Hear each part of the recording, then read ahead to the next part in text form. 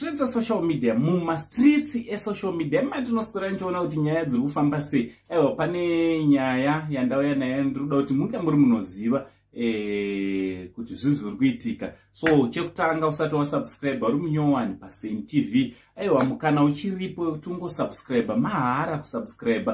Wotena on notification bell kuti pega patinowinza nyaya dzichipisa sekudai. Patinowinza nyaya you'll be notified in case zurudi kwese kwamuri wazukuru wasekuru Saint.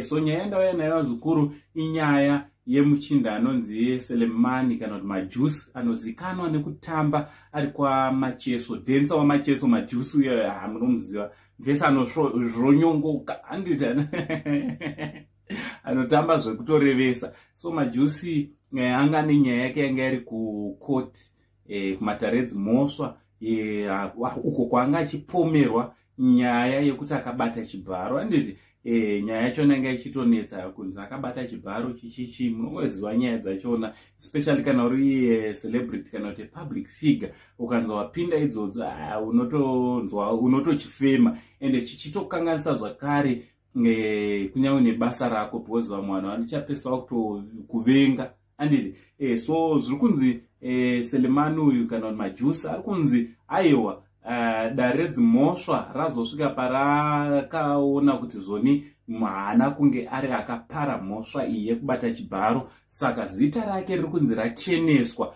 nemataredzi Mhosva. So tatirega tiuye nacho nekuti vamwe pamwana vachizoti ane nyaya dziri kukoti, nyaya dzekubata Chibharo. Tatirega tiuye tizokuzivisa kuti aiwa zita rake racheneswa, ari kunzi Haana kunge ari akapara Mhosva iyi. So from Ango Saint, ngataura nemucomment section kuti munofungei. From Ango Saint, all Zimbabwe and Ango, much love.